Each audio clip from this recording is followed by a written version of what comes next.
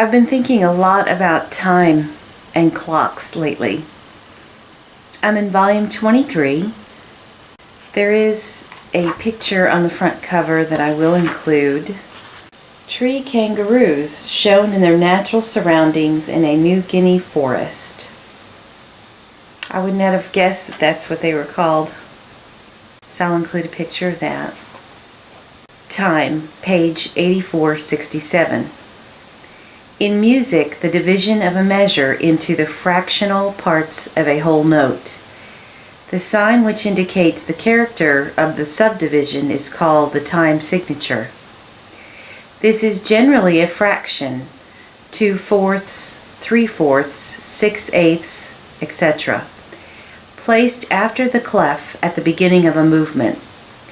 In the fraction, the lower figures represent the kind of notes to be used as time standards, while the upper figure shows how many of them are to be given in a bar. There are two general classes of time, duple and triple, and that's with a P. In the former, the number of beats in a bar is divisible by 2, in the latter by 3. Common time, so-called, is 4/4 and is represented by the sign C. Compound duple time and compound triple time differ only from their originals in that each beat containing a dotted note or its equivalent is divisible by 3. See rhythm. Time, standard. The time in common use for regulating the ordinary affairs of life. It is derived from the sun. When that celestial body is on the meridian of any place, we call the time at that place noon, or 12 o'clock. It follows that when it is noon at any given place, it is similarly noon at all other places having the same meridian. And at places having different meridians, it is either forenoon or afternoon.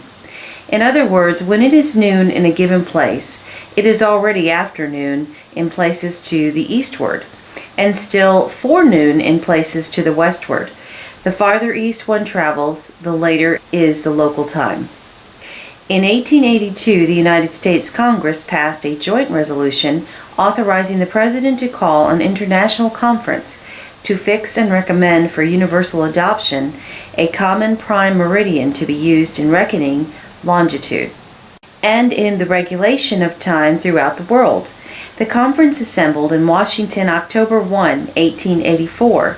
Delegates representing 26 countries were present, but they were not able to agree unanimously upon a prime meridian. However, most of them favored the adoption of Greenwich, England, as the origin of longitudes.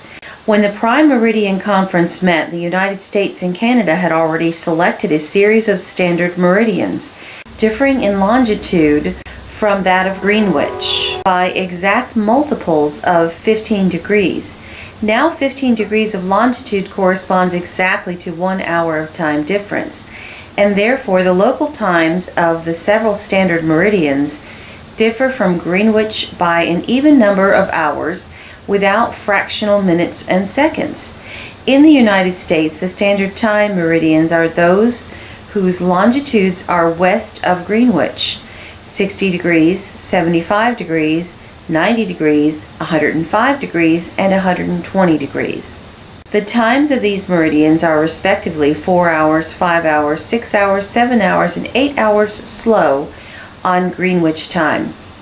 The time of the 60th meridian is called colonial, that of the 75th meridian eastern, that of the 90th central, that of the 105th mountain, and that of 120th Pacific time. The limiting lines of the time zones have been so drawn arbitrarily that they never divide any town. Where such a division is theoretically unavoidable, the dividing line for actual use is drawn on the map with a crook in it, so as to put the whole town on one side of the line. Most of the countries throughout the world now use standard time based on one of the even hour meridians as reckoned from Greenwich. See day, horology, international dateline. Time study. See scientific management.